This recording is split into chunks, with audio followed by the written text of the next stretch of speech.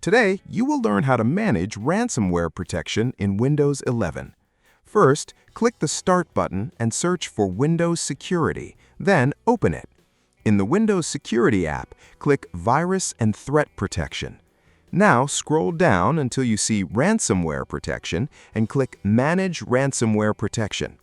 Here, you can turn on Controlled Folder Access to help protect important files from ransomware and other suspicious apps. When this feature is turned on, unknown or untrusted apps may be blocked from changing files in protected folders, such as documents, pictures, videos, music, and desktop.